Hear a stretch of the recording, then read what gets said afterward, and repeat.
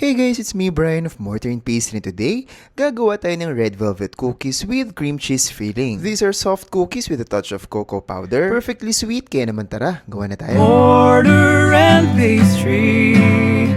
Para sa ating cream cheese filling, beat together cream cheese and sugar. Once smooth and creamy, add egg and vanilla. Beat natin ulit until well combined. Then lastly, add yung ating flour. Mix lang natin saglit, transfer sa piping bag, then pipe over a tray at ilagay muna natin yan sa freezer to set. For the cookie dough naman, in a mixing bowl, combine melted butter, dark brown sugar, white sugar, at haluin ng mabuti. Add 3 large eggs, one at a time, mixing in between addition until maging homogeneous yung mixture. Add vanilla extract and red gel food coloring. Haluin ng mabuti, and to that, sift in all-purpose flour, cocoa powder, baking soda, and salt. Haluin just until wala nang visible flour on top. Then lastly, fold in our milk chocolate and dark chocolate chips. Haluin lang natin ng konti, then no need to chill, pwede na natin siyang scoop right away sa ating baking tray. Using a medium-size ice cream scoop, nakagawa tayo dito ng 24 pieces. Once all set and frozen na yung ating cream cheese filling, fill each dough with the frozen cream cheese. Lagyan lang natin ng konting texture yung ibabaw ng cookies. Then lastly, top the cookie doughs with more chocolate chips. Freeze for 4 hours or overnight to develop flavors. Then, straight from the freezer, pwede na natin silang i-bake sa preheated oven at 180 degrees Celsius for around 10 to 12 minutes. Let them cool completely over a wire rack and that's it. Enjoy your homemade red velvet cookies.